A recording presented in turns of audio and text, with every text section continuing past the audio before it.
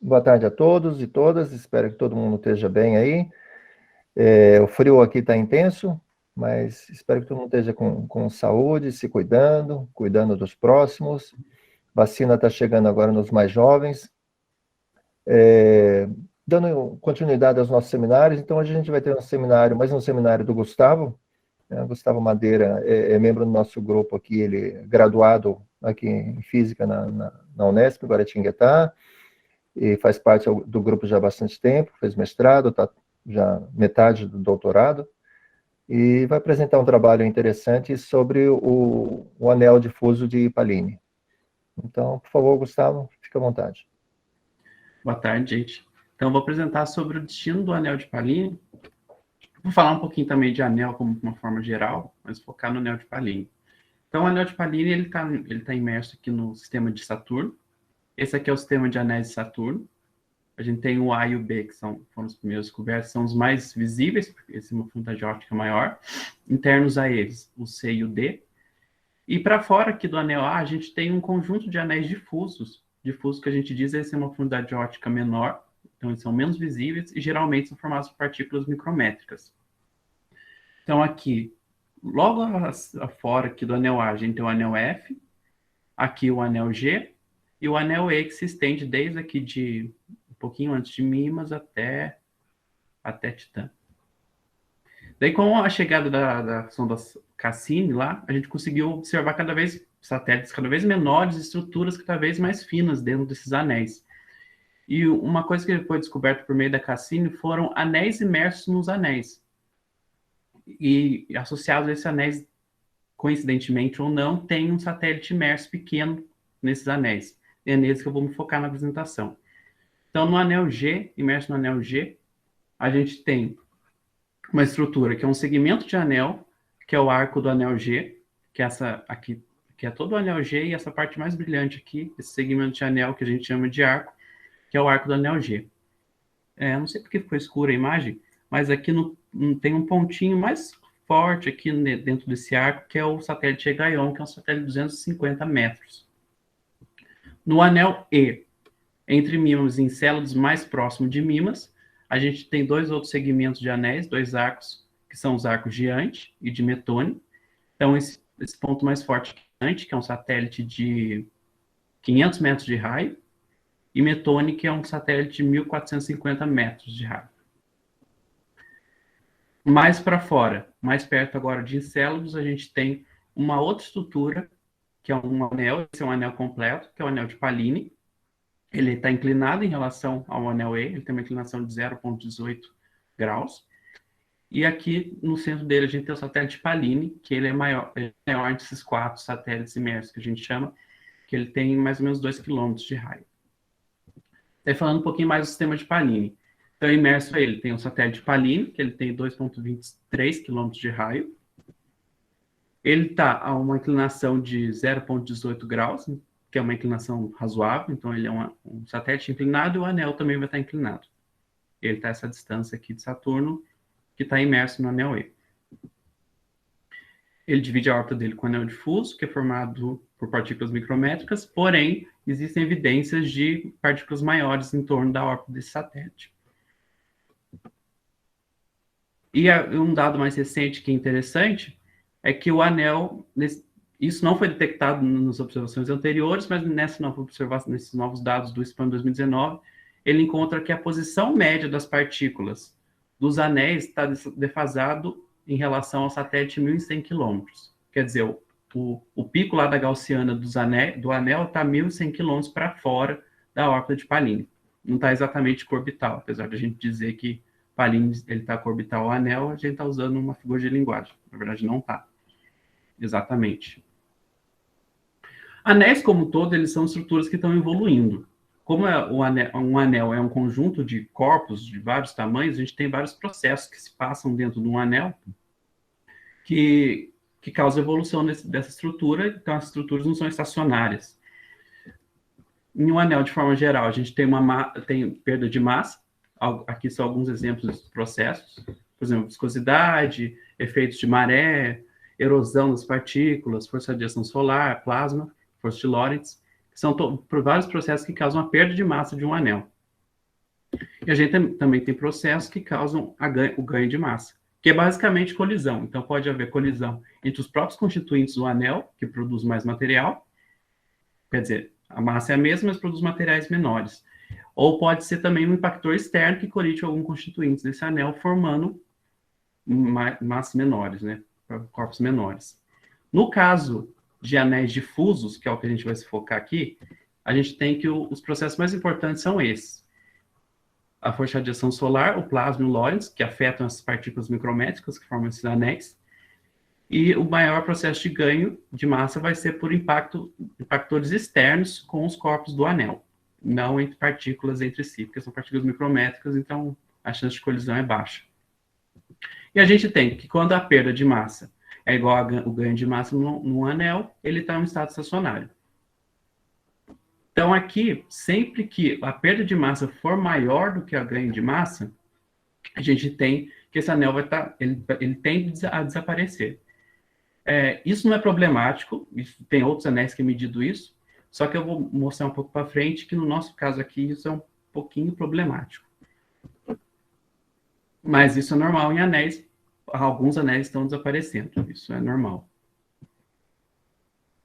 Quando a gente está trabalhando com anéis que a gente tem um satélite imerso neles, então com certeza o maior processo de ganho de massa vai ser por impacto do impactor externo nesse corpo que está imerso, nesse satélite que está imerso, porque ele vai ser maior que todos os outros, então ele vai receber o maior fluxo de impactores.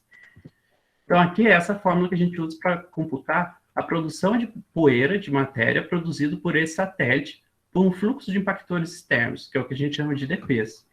São partículas mais ou menos ali do tamanho de 100 microns que baixam na superfície desses satélites e produzindo material.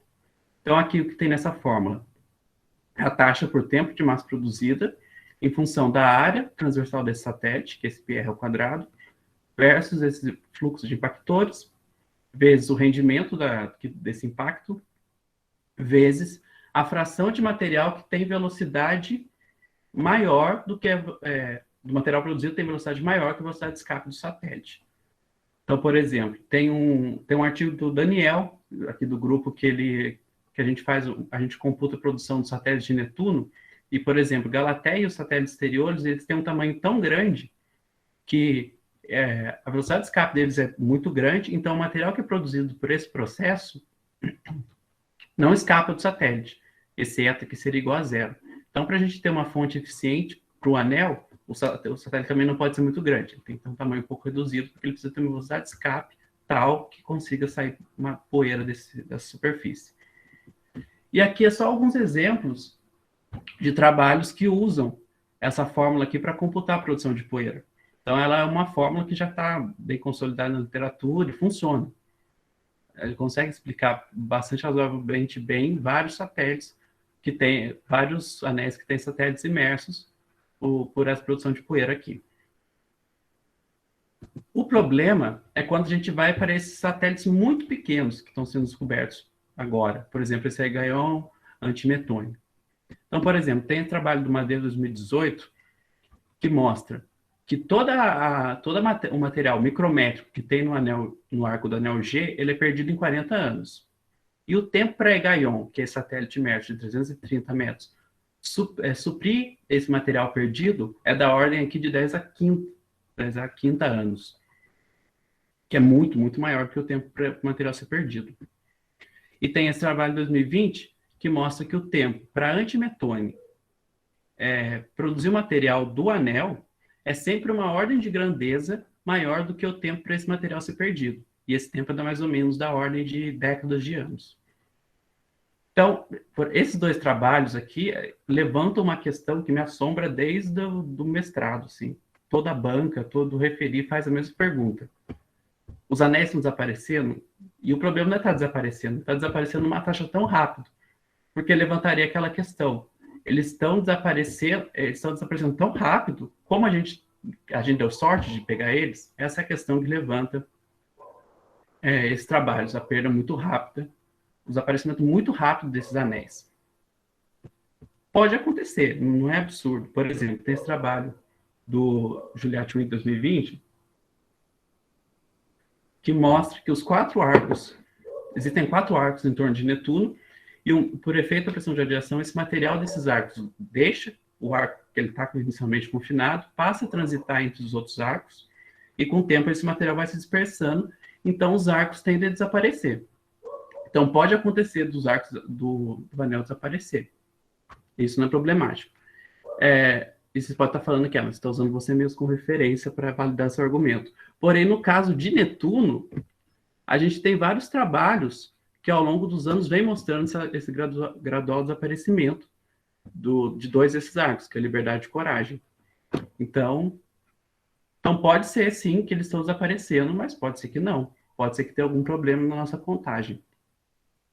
Então o que a gente fez foi revisitar essa produção de poeira por esses satélites menores, para ver se a gente está deixando alguma coisa passar, ou também agora tem novos dados, e também a gente foi tentar buscar uma outra fonte, para ver se a gente, por meio dessa outra fonte, conseguisse, pelo menos, reduzir o tempo de perda desses anéis.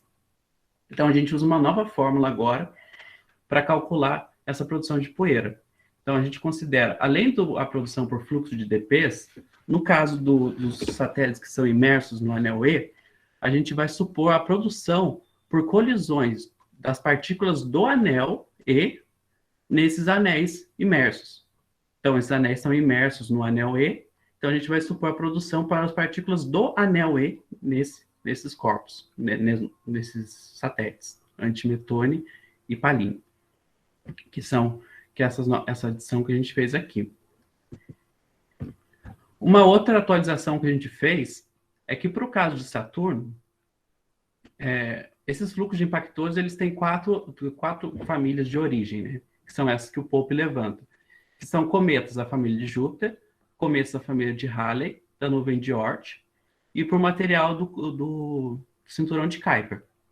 Os dados antigos do Pope, que são esses de 2016, mostravam que a principal origem do material que chegava na esfera de influência de Saturno, desses projéteis, vinha dos cometas, que é o que está em vermelho aqui. Sempre que eu colocar em vermelho alguma coisa na apresentação, quer dizer que eu estou me referindo ao que a gente usava antes, nos artigos antigos, e o que está em negrito é o que a gente está usando agora, nesse novo modelo.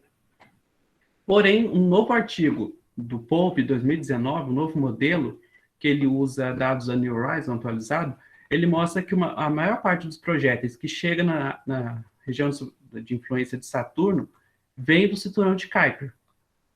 E o que isso vai afetar o modelo? A velocidade de impacto que chega na esfera de influência de Saturno vai ser menor, vai ser 3,1 km por segundo, enquanto no modelo antigo a gente tinha que era mais ou menos de 9 km por segundo. Porém, pode parecer ruim a velocidade ser menor, porque quanto maior a velocidade do impacto, mais material produzido. Porém, quando a gente tem que a focalização gravitacional, ela age de maneira inversamente proporcional à velocidade com que ele chega na região, na esfera de influência do planeta. Então, esse material que chega a 3,1 km por segundo na esfera de influência de Saturno, quando chega em Pallini ou Antimetone, ele vai ter uma velocidade maior do que o material que chega na esfera de influência com 9 km por segundo.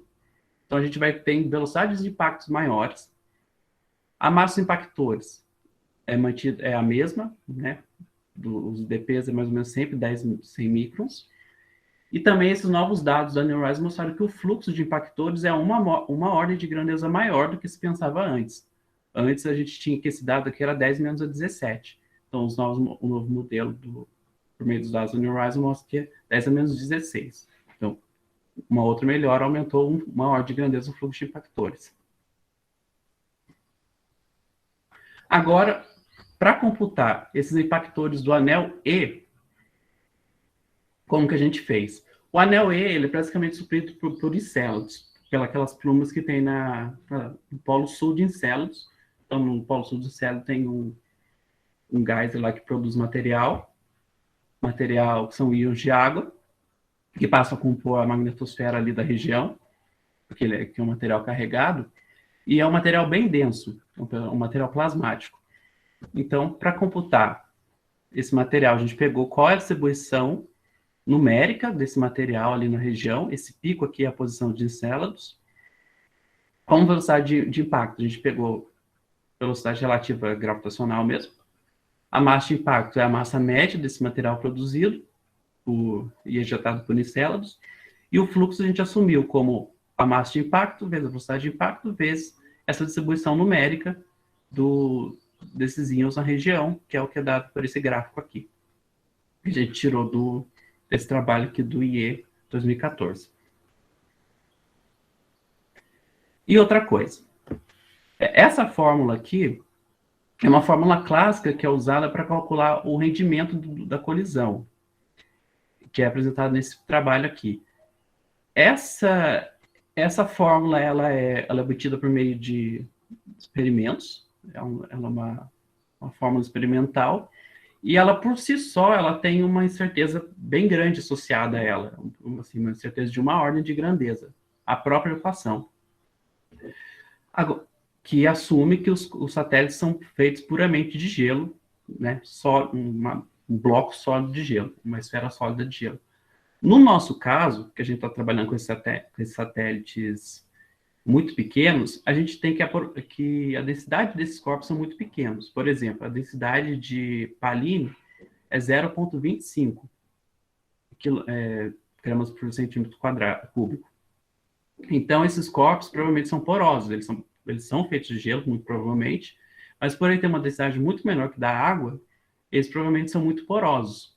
Então, o que a gente viajou um pouquinho aqui e tentou incluir nessa equação, já que ela tem um erro associado grande com ela, vamos adicionar um errinho a mais ali para tentar computar qual seria o efeito da porosidade desse rendimento. Então, para isso, a gente definiu um raio de porosidade, um fator de porosidade, que é a densidade do satélite sobre a densidade do gelo, e a gente foi estudado nesse trabalho aqui do Kroschnigrum, aonde poderia entrar aqui a porosidade. Porque cada termo aqui vem de um experimento que ele faz e tal, a gente foi tentar analisar onde a porosidade poderia afetar o resultado. E a gente chegou nessa fórmula aqui. É basicamente colocar aqui o alfa-P aqui, porque daqui nesse termo a gente ganha a densidade do próprio satélite, e elevar esse termo, essa constante, a alfa-P. Não existe nenhuma comprovação que essa fórmula nossa que funciona, é só um experimento mental mesmo, só para tentar mostrar qual poderia ser o efeito da porosidade no sistema. A gente não vai tirar nenhuma conclusão usando essa fórmula aqui, é só para provar um argumento. Então, a gente coloca aqui os resultados.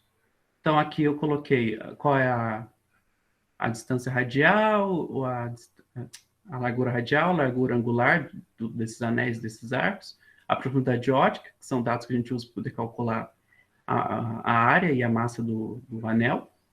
Mas o mais importante aqui é ver essa razão aqui. Essa razão, ela dá quanto é produzido de massa pelo processo de de Pesquet, por esses impactores externos, sobre quanto de massa é produzido por impacto desse material do anel E. O que dá para ver aqui, por exemplo, para metoniante, a produção por de peso é 3 ordens de grandeza maior do que a produção pelos projéteis do anel E. Então, a gente incluir esses projetos do anel E não muda nada, praticamente, no nosso resultado, não melhora, como a gente queria. Porém, para o caso de Pallini, ele já é mais relevante. Para o caso de Pallini, a produção por esses impactores do anel E é só uma ordem de grandeza menor do que dos IDPs. Então, para o caso de Pallini, isso já causa um efeito um pouquinho mais relevante.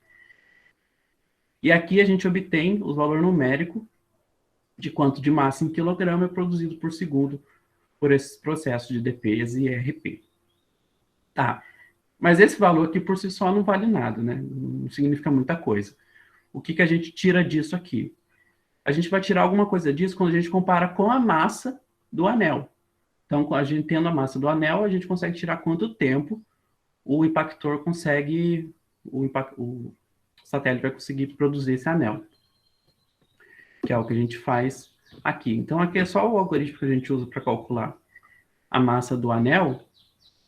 Não preciso me focar muito nisso, mas o mais importante aqui é que a fórmula da massa do anel depende de uma constante C e essa constante C é tirada da profundidade ótica, que é um dado observacional.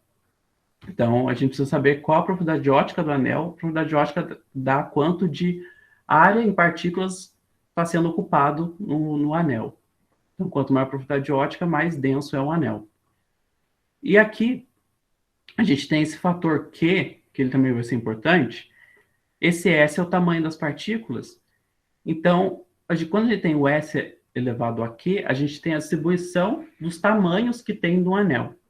Por exemplo, se esse Q for 0, a gente tem que, para cada partícula de 1 micron no anel, vai ter uma partícula de 2 microns. Se esse Q for 2, para uma partícula de 2 microns, a gente vai ter 4 partículas de 1 micron no anel. Então, esse Q dá a distribuição em função do tamanho. Daí a fórmula para calcular o tempo para o satélite produzir o anel é essa aqui, né? Vai ser a massa do anel sobre a produção de poeira, o M+. Daí, com isso, a gente encontra esse gráfico aqui. O que esse gráfico dá? As curvas cheias, elas dão o tempo para o satélite, daqui está o satélite, produzir o anel, são as curvas cheias. As curvas pontilhadas são quando a gente usa aquela fórmula da porosidade. Então, o cheio aqui é a fórmula clássica que todo mundo usa, e aquela modificação que a gente fez é essa linha pontilhada aqui. É o mesmo caso, só que usando a fórmula pontilhada, que inclui porosidade. Em função desse Q, que é esse slope que dá a distribuição de partículas no anel. Então, quanto menor o Q, mais partículas maiores vão ter no anel, e quanto maior o Q, mais partículas de poeira vai ter. O anel vai ser predominantemente composto por partículas de poucos microns. Então, o primeiro resultado que a gente tira aqui, comparando só as curvas cheias e pontilhadas, tracejadas, essas aqui, é que a porosidade, quando a gente imita de um modo bem grosso assim, essa porosidade, esse efeito da porosidade, a gente tem uma diminuição de 2 ordens de grandeza desse tempo. Então, isso aqui é mais para mostrar que investigações precisam ser feitas para tentar levar em conta a porosidade desses satélites, que pode afetar bastante o resultado. Então, basicamente, é isso que a gente quer mostrar aqui. A gente não vai tirar mais nenhuma conclusão usando essa forma de porosidade.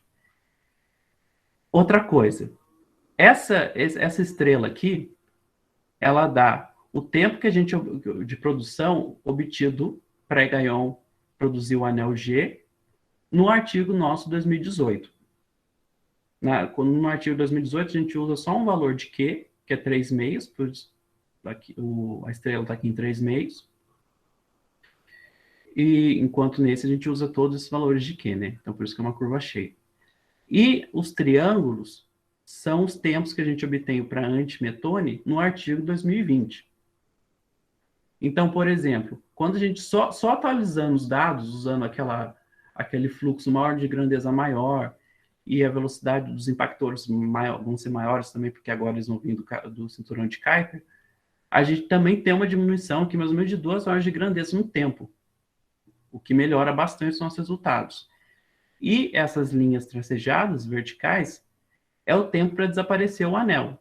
Então, a linha vermelha é o tempo para desaparecer o anel de Higaion, obtido no artigo 2018, e a linha azul e verde vai ser o tempo para desaparecer os arcos de metone e anti, obtido no artigo 2020.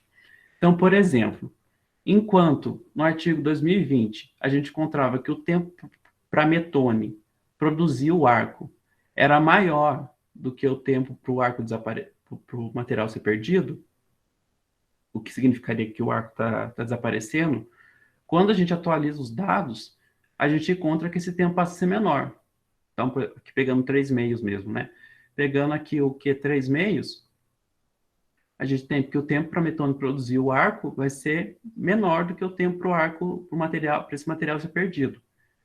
Então, o metone, quando a gente atualiza os dados, consegue manter o anel, consegue manter o arco.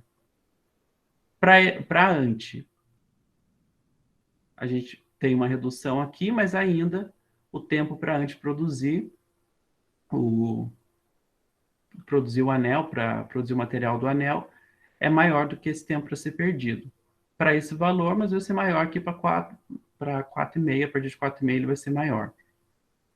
Então, se o slope do anel do arco diante for maior que 4,5, ele vai conseguir manter.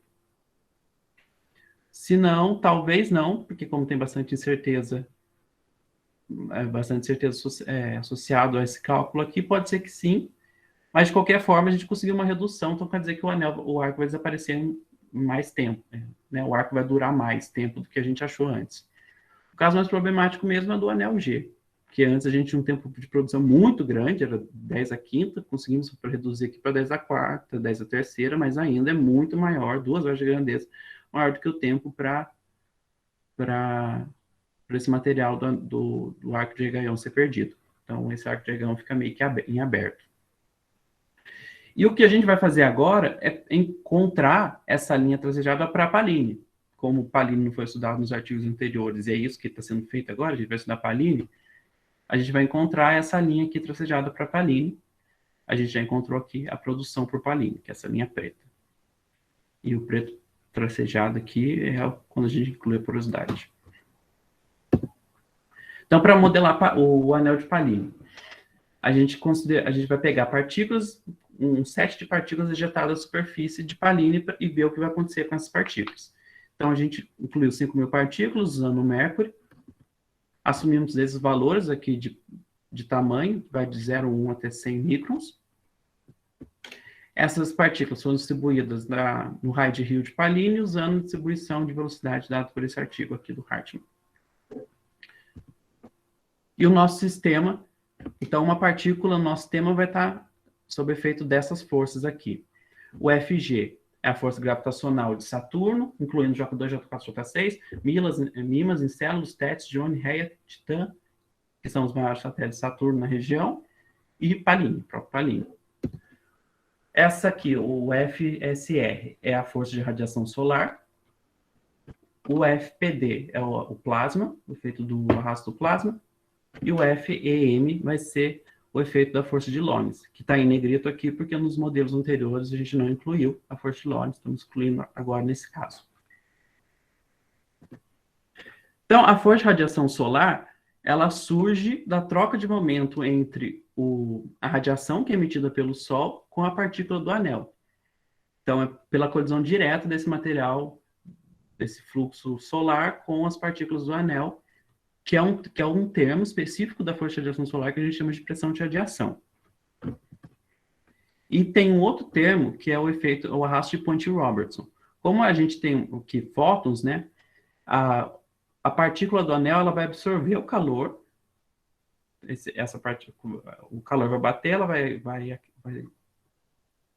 reter esse calor, até que ela chega num limite que ela consegue reter. E depois disso ela começa a liberar esse calor. Quando ela passa a liberar esse calor, ela sente um efeito por conservação de momento, que é esse arrasto de Ponte-Robertson, que é o que está mostrado na imagem aqui. Ela vai sentir um arrasto que vai fazer ela se mover para esse sentido.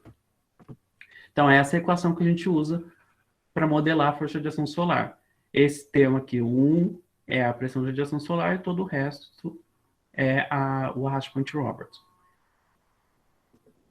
E essa força, ela depende desse valor aqui, desse QPR, que é a eficiência, como essa pressão de radiação solar é uma colisão mesmo dos fótons que são emitidos pelo Sol com a partícula, esse QPR dá a eficiência dessa colisão. Então, a melhoria que a gente fez no nosso modelo foi incluir o cálculo desse QPR. Existe uma teoria, que é a teoria de Mie, que dá como esse QPR muda com o raio da partícula. E essa aqui é o gráfico que a gente obtém. Anteriormente, a gente considerava 1. Era uma colisão ideal, então a gente jogava para cima aqui, para todos os valores, era um Q constante 1. Agora a gente calcula quanto que é esse QPR para incluir no programa. E como vai ser sempre menor aqui do que 0,6, a gente vai estar meio que reduzindo pela metade a força. Então, as partículas vão sobreviver um pouco mais tempo. Uma outra melhoria que a gente faz é incluir o efeito de sombra. Quando a partícula do anel, ela está quando o planeta está entre a partícula e o Sol, o planeta vai ser um escudo, né, aos fótons que vêm do Sol. Então, o efeito da pressão de radiação solar praticamente desaparece dessa partícula. Então, foi isso que a gente incluiu, o efeito de como essa força vai mudar quando a partícula está na soma planetária. Agora o arrasto do plasma, que é um outro efeito que a gente incluiu. Ele surge também da colisão das partículas que estão na ionosfera do planeta, material plasmático que está na ionosfera do planeta, com as partículas do anel. No caso do anel de Pallini, as partículas da ionosfera vão vir do anel de Encélado, das plumas de Encélado, que é o que está sendo mostrado aqui. São íons de água, do grupo de água, são H3O+, basicamente. Então, essa é a fórmula que a gente usa, que é essa fórmula do plasma dada nesses artigos do Morfield. E, por último, a força de Lorentz, que é a força de Lorentz clássica do eletromagnetismo, que é o efeito do campo magnético do planeta nas partículas carregadas. As partículas do anel, elas têm um potencial na região de Pallini de mais ou menos de menos 3 volts. Então, elas são carregadas negativamente, elas vão sentir o efeito do campo magnético do planeta, que vai gerar uma força adicional, que é a força de Lorentz. Então, aqui é a força de Lorentz, que a gente inclui, é a força de Lorentz clássica, do Lorentz mesmo. E para modelar o campo magnético de Saturno, a gente assume o campo magnético de Saturno como uma soma de um dipolo magnético com um quadrupolo magnético. Então, esses são os efeitos que a gente inclui na nossa modelagem. E esses são os resultados. Aqui eu estou mostrando o efeito de cada uma dessas componentes no semi-eixo da partícula. Aqui é uma partícula de 20 microns. Então, por exemplo, a força eletromagnética ela causa só um efeito de curto período no semi-eixo. Ela não vai mudar o raio a distância orbital dessa partícula. A força de radiação solar, mais especificamente a componente Point-Robertson, vai causar um lento decaimento desse semi-eixo. Até para ver que tem um lento decaimento aqui. O efeito o mais importante vai ser do plasma, que causa um aumento bem significativo do semi-eixo da partícula. Então, esse arrasto do plasma vai arrastar, por isso senão vai arrastar a partícula para fora. Dá para ver aqui que as escalas são diferentes. Ó. Enquanto os efeitos da Point-Robertson está aqui de 0,2, nessa unidade que eu estou mostrando, o do plasma está sendo 50. Então, o plasma com certeza ganha, quando você inclui todos, vai ser o plasma que vai dominar, vai causar esse aumento do semi-eixo. Agora, o efeito na excentricidade. O plasma causa só um efeito de curto período na excentricidade. No caso da partícula de 20 microns, a força eletromagnética não causa um efeito. É que a força eletromagnética ela causa um aumento muito grande na excentricidade, porém a intensidade dessa força decai muito rápido com o raio da partícula. Então, para 1, 3, 5 microns, as partículas, pelo efeito da força eletromagnética, vai ganhar uma intensidade muito grande, algumas vão chegar a órbitas hiperbólicas, porém esse efeito cai muito rápido com o raio da partícula, então para 20 microns que eu estou mostrando aqui, já caiu, já não está causando mais efeito quase nenhum, e o que vai dominar vai ser o efeito da pressão de radiação solar, causa uma variação periódica na excentricidade. Então, por isso os dois aqui são quase iguais, quando estou incluindo todos, e a pressão de radiação solar é o efeito porque a pressão de radiação solar domina. Aqui é o mesmo gráfico, mostrando a excentricidade e o semi-eixo, só que para todos os tamanhos. Então, como eu comentei, né, algumas aqui elas chegam a órbitas hiperbólicas, que é o efeito da força de Lorentz. Então, de 0,1 o 0,1 ela é ejetada, o 0,2 não, o 0,2 colide, mas se não colidir, ela seria ejetada. 0,5, então até 1 micron aqui elas são ejetadas, é um efeito da força eletromagnética. Enquanto os outros têm uma variação menor aqui na excentricidade, que é quando a pressão de radiação solar domina. Aqui para o semi-eixo, eu estou colocando aqui esse pontilhar, essa linha preta mais grossa, é o limite do anel. É aqueles 1.100 quilômetros que o anel está adiante da órbita de Pallini, elas são ejetadas da órbita de Pallini, então aqui está aqueles 1.100, que a gente está aqui usando com um valor para a gente analisar a extensão desse anel. E essa linha pontilhada aqui é a órbita de Encélados. Então, aqui, em menos de 100 anos, a gente vê que essas partículas migram para fora. Elas migram para fora, inclusive da órbita de Encélados, elas são ejetadas ou colidem com algum satélite lá fora. Aqui é de 2 microns, colide com Encélados. E ao final de 100 anos, que não é um tempo tão grande assim, só as partículas maiores que 10 microns ficam nessa região que a gente considera como anel. Então, aqui já dá um indício que o anel, provavelmente, ele é formado por partículas maiores. Porque as partículas menores, elas são ejetadas ou elas migram muito rápido. Elas são perdidas muito rapidamente do sistema.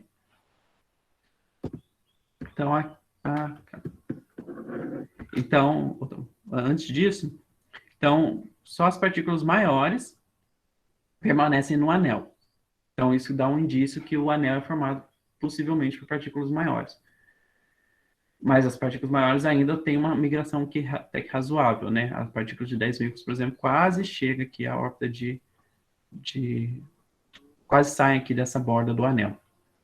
Porém, tem um outro efeito que a gente observa, um efeito interessante, é que essa migração nessas partículas maiores, ela é lenta o suficiente, ela é razoavelmente rápida, mas ela é lenta o suficiente para ver a captura dessas partículas em algumas ressonâncias com Encélados, que é o que eu vou mostrar no vídeo agora. Então, aqui estão o fluxo de partículas que está indo, e aqui a densidade delas. E aqui são posições de ressonâncias com Encélados. Então, quando a partícula passa por essa ressonância com Encélados, algumas são capturadas, né? Mas quando elas passam, elas já ganham um aumento nessa densidade. Por isso que dá para ver que essa densidade aqui aumenta. Mas o mais importante aqui é a captura. Algumas são capturadas. Por exemplo, as partículas de 20 microns, nesse tempo aqui, a maioria do fluxo já foi embora. Aqui agora o fluxo de 50 acabou de ir embora. Porém, fica algumas confinadas nessas ressonâncias. Então, elas ficam confinadas, as densidades delas vão crescendo, até que em algum momento elas acabam colidindo. Mas o fato dessa captura e algumas ficarem confinadas nessas ressonâncias aumenta o tempo de vida das partículas no anel. A gente obtém que essas partículas maiores, que são as únicas que são confinadas na ressonância, porque precisa ter ali um balanço entre a taxa de migração delas para ter essa captura, então só essas de 20, 50 e 100 microns que são capturadas, elas sobrevivem mais tempo no anel do que se não fossem capturadas, né? Se não existissem essas ressonâncias na região. Então, isso dá uma sobrevida às partículas, que é um outro indício que partículas maiores formam um anel de Pallini. Aqui é um gráfico, aqui é um videozinho que mostra a evolução dessas partículas, mas eu estou mostrando aqui não a evolução das partículas, de cada partícula, mas estou mostrando em profundidade ótica. Então, a gente calcula a área de todas as partículas, aqui eu somo todas as simulações e calculo a profundidade ótica total. Então, vou voltar aqui um pouquinho. Então, aqui, no começo, todas as partículas estão... Aqui R por θ. Todas as partículas estão aqui em torno da órbita de Pallini.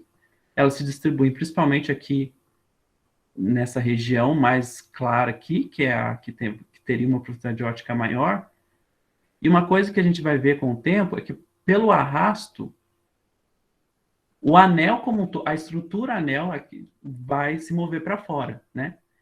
Então, dá para ver aqui, ó, já está se movendo. Quando ela passa por uma ressonância, ela até fica um pouquinho de tempo mais em torno ali, mas a estrutura como um todo vai se mover para fora. O que explicaria o fato do anel, o pico médio do anel está a 1.100 km para fora do satélite. É por causa desse efeito do plasma que faz a estrutura do anel como um todo se mover para fora, né?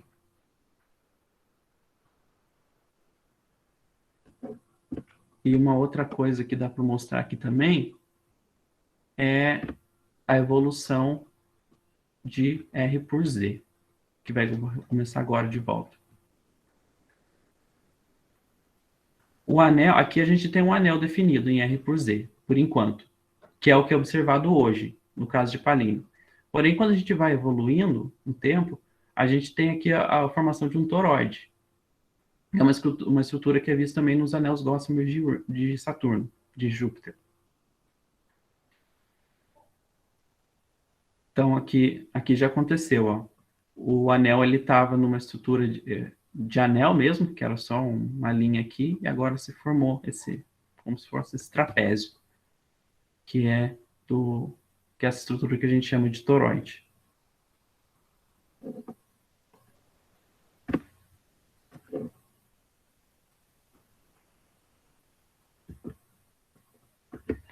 Então, aqui é o tempo de vida das partículas, em função do raio.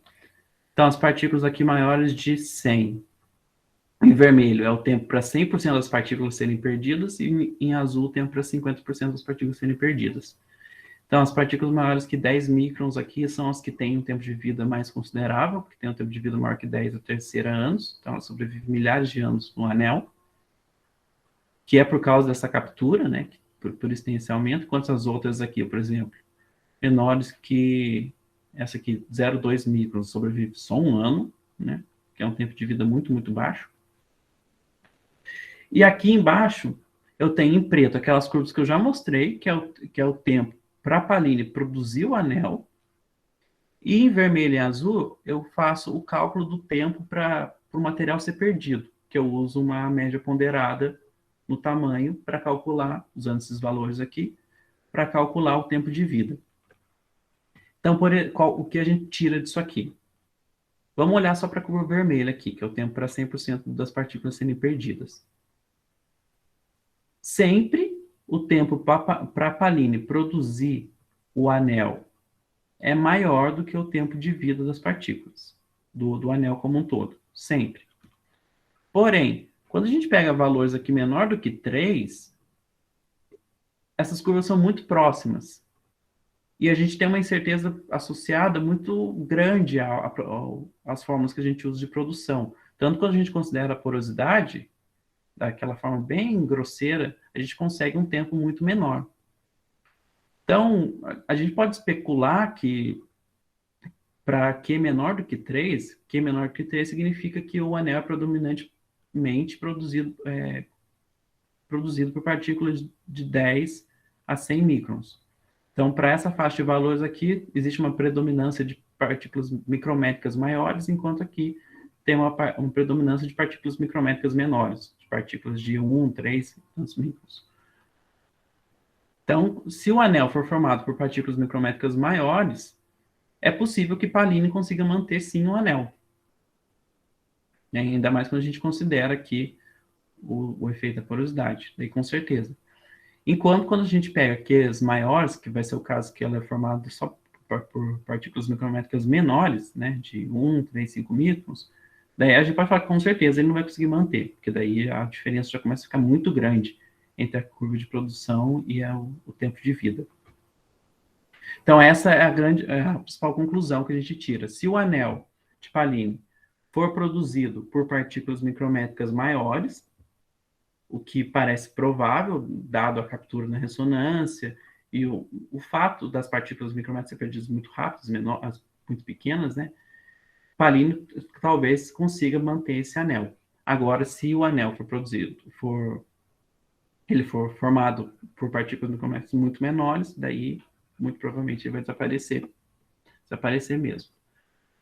Então, quais são as nossas conclusões? É que o arrasto do plasma causa é o principal efeito que causa perda de partículas, e ele causa perda das partículas de poucos microns em algumas dezenas de anos, enquanto as partículas de 10 maiores que 10 microns conseguem sobreviver alguns milhares de anos no anel. A posição, essa defasagem entre o pico, a posição média do anel e a órbita de Pallene, medida pelo SPAN, muito provavelmente causado por esse efeito plasma, como a gente mostrou no vídeo. Se o anel for formado por partículas micrométricas maiores, muito provavelmente Pallene vai conseguir manter esse anel. E um dado observacional que viria aqui de encontro a isso seria o fato da Cassini medir uma concentração de partículas maiores em torno da órbita de Pallene. Como a gente viu, as partículas maiores migram muito mais devagar. Até que no vídeo que eu mostrei, que é aquela faixa que fica em torno da órbita de Pallene. Então, talvez seja aquilo que a gente esteja vendo. Seja essas partículas maiores que estão ali em torno da órbita de Pallene. Agora, se o Q for maior do que 4, que é o caso do anel ser formado por partículas muito menores, o anel provavelmente vai se espalhar. E um dado observacional que vem de encontro a isso, ao fato do Q ser maior do que 4, é desses artigos do Kempf e do Ye mostrarem que naquela região do anel de Pallini, a distribuição de partículas do anel G, não do anel de Pallini, mas do anel G, no anel ao qual o anel de Pallini está imerso, é dado nessa faixa. Então, o anel E na região ali tem um Q maior que 4. Então, faz a gente especular que talvez, como o anel tenha, o anel E tenha, talvez o anel Pallini também tenha. Se o anel, ele tá... Alguém mandou, depois eu vejo que mandaram. Se o anel de Pallini estiver mesmo espalhando, ele vai espalhar, ele vai evoluir em uma estrutura toroidal. Por enquanto, ele está numa estrutura anelar, mas vai evolver para uma estrutura toroidal, como nos anéis de Júpiter, e vai se espalhar continuamente até finalmente desaparecer. E um dado observacional que vem de encontro a isso são as diferenças de medidas nas larguras entre os artigos do Hedman e do Span. Colocar aqui, chamar atenção para esse fato, é que esses dados foram obtidos de forma diferente, então essas diferenças a gente não pode afirmar com certeza que é uma diferença do anel mesmo, não foi coisa advinda dos métodos, né? Mas se for mesmo do anel, isso pode ser uma evidência. Esses dados que eu apresentei aqui, eles vão estar nesse artigo que a gente está quase que publicando, que é uma colaboração com o Marco, que fez pós-doc aqui no grupo, a Paula, eles analisam as ressonâncias, se Pallini pode ou não estar em alguma ressonância, com o Joseph, que ele faz o estudo da evolução por maré do sistema de Pallini, e meu e da Silvia, que estudamos o anel de Pallini. E a minha apresentação é isso. Alguma dúvida? Obrigado, gente. Obrigado, Gustavo. Excelente apresentação. Bom, já temos aqui uma pergunta. Adrian, por favor. Oi, tá me ouvindo? Sim. Obrigado, Otton. Obrigado, Gustavo, pela apresentação. Parabéns. Deixa eu entender um negócio aqui. Você disse, então, que lá pelo meio da apresentação, que os arcos de Anti e de Pallene, perdão, de Anti de Metone, poderiam ser explicados por colisões de partículas do anel E com a superfície desses satélites? A gente testou essa possibilidade, só que a gente encontrou que tem uma produção por essa colisão com as partículas do anel E, só que ela é muito, três vezes menor do que a produção por impactos externos. Ah, ok. Tá. Então, a princípio, esses arcos não seriam explicados por essas colisões, né? Não. Tá. E nessas simulações, você considerou o J2 e o J4 de Saturno? Sim. Considerou. Tá. Consideramos até o J6. Tá. E existe alguma evidência observacional sobre alguma pista que a gente possa ter sobre a distribuição de tamanhos dessas partículas? Então, para o anel E tem bastante. O anel E, por causa das plumas de Enceladus, ele é bem estudado. E por isso aqueles dados que eu mostrei são para o anel E. Então, para o anel E tem, mas não especificamente para o anel de Pallini ou para o arco de Antimetone. Mas como eles são imersos no anel E, a gente supõe que tem alguma relação, pelo menos, né? Tá, e digamos, essas observações se aproximam com esses tamanhos que você aponta que seriam os mais indicados para explicar a formação do anel? 100 microns, não sei, mais ou menos. Não se aproximam. O raio médio das partículas que são injetadas em célula é de 0,65 microns. Então, os Qs que eles obtêm são muito grandes, são maiores que 4. Estaria ali na faixa que estaria desaparecendo um anel para a gente. Tá, ok. Muito bem. Obrigado, Otto. Obrigado, Gustavo. Ok. Obrigado, Adriano. Ernesto, por favor. Boa apresentação, Gustavo. Gustavo, existem medidas aí de profundidade ótica nessas últimas décadas aí? É possível saber se a profundidade ótica desses anéis, através dessas medidas, estão aumentando ou diminuindo? Então, até hoje, o único trabalho que eu vi que faz o estudo um estudo observacional, né, dos dados para antimetone e Higaion é o artigo descoberto mesmo do Redman. Então, não saiu nenhum artigo novo para a gente comparar se teve uma mudança de profundidade ótica. Para o de Pallini, teve um novo artigo, 2019, além do 2009 descoberto, que mostrou que a profundidade ótica é a mesma, mas que mostrou essa defasagem no semi-eixo. Então, são esses os únicos dados que a gente tem para comparar por enquanto. Tá, então ainda não existe nenhuma evidência que a profundidade ótica está aumentando ou diminuindo. Não, igual tem no anel, nos arcos de Netuno, que tem vários trabalhos mostrando esse desaparecimento, não tem. Uhum. E no seu modelo você considerou somente ressonâncias de movimento médio, né? As corrutações e Lindblad você não colocou no seu modelo, né? Não. Essas ressonâncias, elas prendem, né? Mas o problema é entrar e sair dessas ressonâncias, né? Eu acho que é um problema na modelagem, mas se a partícula é criada ali na própria região de corrotação, é possível que ela tenha dificuldade de sair, né? Se ela, claro, tem a pressão de radiação que pode tirá-la. Uhum, sim. Que é o que acontece com os arcos. Eles estão em ressonância de corrotação, só que o efeito da pressão de radiação neles é muito forte, consegue tirar essa ressonância. Uhum. Isso aí, bom trabalho. Obrigado. Obrigado, Ernesto. Rafael Ribeiro, por favor. Obrigado, professor. Gustavo, parabéns pela apresentação. Foi muito claro, aprendi muito sobre os anéis, parabéns. Eu só tenho uma curiosidade em relação àquele coeficiente lá que ele, pelo que eu entendi, ele leva em conta a produção, os ejetos das colisões, né, que podem alimentar o anel, né? Qual o coeficiente? Eu acho que era o Y, eu acho, se eu não me engano. Ah, tá, sim. O rendimento. O rendimento, né? Eu estava em dúvida em relação a... Eles levam em conta... essa região ela é muito gelada, né? Então, essa superfície desses satélites provavelmente tem muito material volátil. Então, a minha pergunta é, durante essa colisão, eles levam em conta a evaporação desse material e a recondensação dele? Não, se for ver, de 2001 a referência, ele é bem antigo mesmo.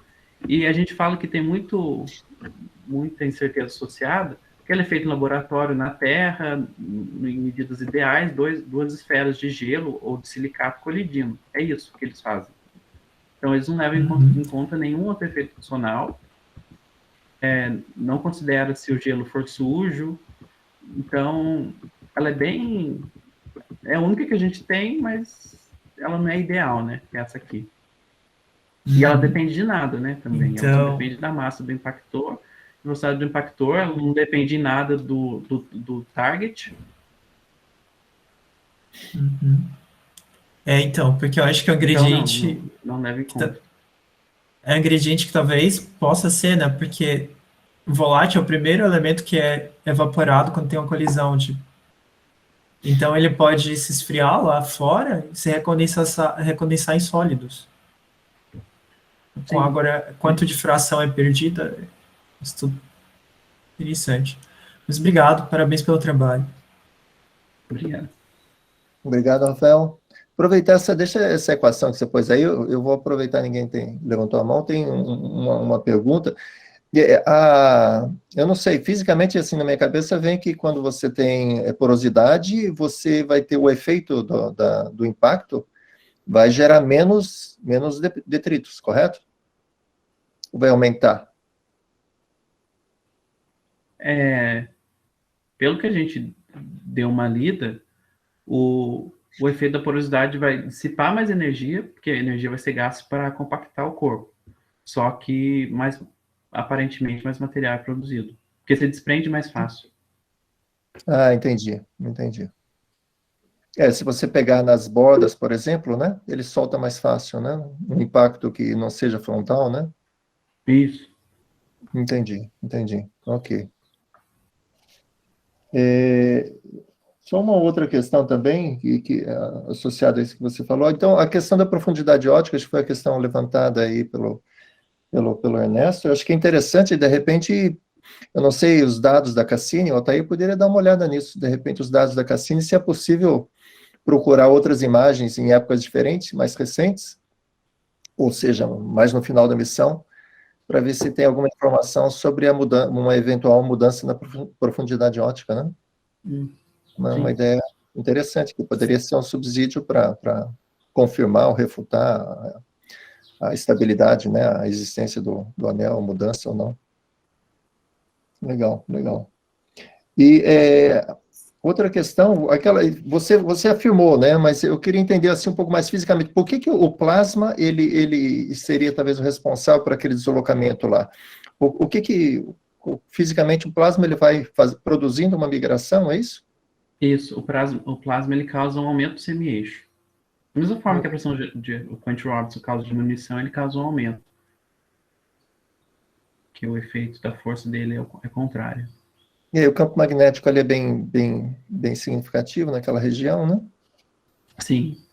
E a ionosfera ela é bastante cheia, bastante Densa, né? densa por causa do Encélado, né? Então, por isso que, no caso ali do anel de Pallini, que é o que está bem mais próximo de Encélado, essa produção com os impactos do anel E já é um pouco mais relevante. Certo. Quando você fala impacto das partículas do anel E, você está falando com o anel todo ou especificamente com o satélite, com o Pallini? Com o Pallini.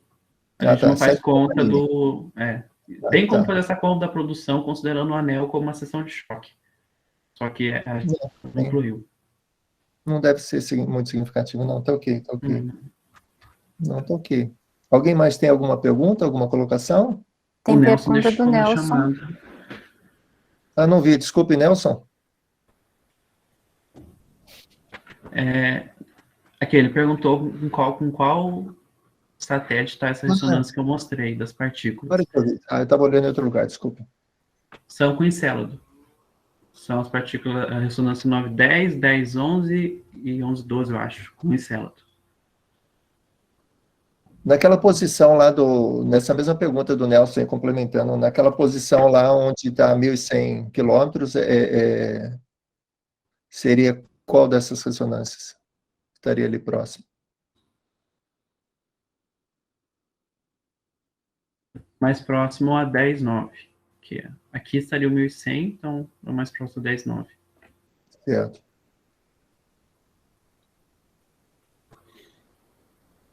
Ok, Nelson.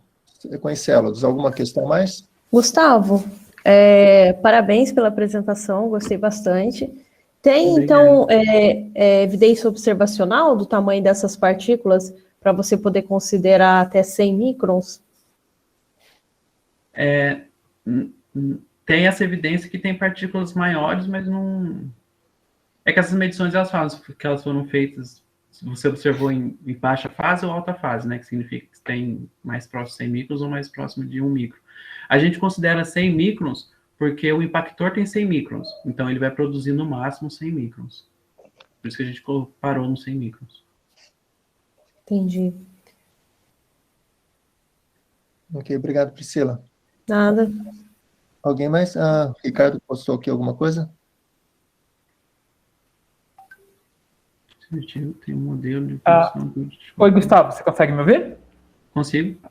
Tá. Então, nesse artigo que eu coloquei, até na pergunta do Rafael Ribeiro, eles criam um modelo para a formação do satélite de Urano baseado na colisão de um outro corpo com Urano, e aí dessa colisão você forma um disco de vapor d'água, e esse disco condensa em partículas e tudo mais, então talvez ajude você até na questão dele, né? Uhum. Pode dar uma olhada lá. Obrigado. Desculpa, só aproveitando o comentário do Ricardo, outra coisa também que talvez possa diminuir o efeito de Ponte-Hobson é porque quando você vai aquecendo a superfície desses micrometros, também provavelmente deve ter voláteis ali, né? E tem um vapor que esfria a superfície. Pode esfriar a superfície. E aí, se esfriar a superfície, o efeito de Point Hobson pode diminuir um pouquinho também. Pode ser, né? Obrigado. Daria para incluir isso no QPR, talvez. Uhum. Isso é um assunto bastante novo, né? Essa pergunta sua, Rafael, realmente traz bastante novidade, porque eu nunca li nada relacionado a isso, em fazer alguma relação com a perda desse vapor. Pelo menos não que eu tenha visto. Realmente é algo novo em termos para estudo de anéis. Você chegou a ver alguma coisa, Gustavo, com relação a isso? Não. Também não. Na literatura também é algo bem novo agora, estão usando isso para formação planetária, e aí eu acho que está sendo bem difuso agora. Ótimo. Obrigada pelo artigo, eu já baixei aqui, Ricardo. Rafael, isso que você falou, tem uma certa dimensão para a qual isso ocorre? O tamanho das partículas? Não. Só depende mesmo, eu acho, da temperatura da superfície, em relação a que deve ter uma distância, deve depender da distância da estrela, e a quantidade de substância que estão agregadas nessa superfície. Então, deve entrar algum fator de temperatura aí pela irradiação solar, que pode fazer com que esse material vá se perdendo, esfriando. Então, como não tem disco protoplanetário, né, nessa história, então depende mesmo da temperatura de radiação e das componentes voláteis que estão congeladas aí nessa superfície. Ok. Obrigado. Ok, pessoal. Alguém mais? Mais alguma questão? Algum comentário? Sugestões? Então, agradecer novamente, Gustavo. O trabalho eu achei muito interessante, bastante denso. Você deu uma aula de física aí, foi muito boa. Muito bom mesmo. Obrigado, parabéns. Obrigado.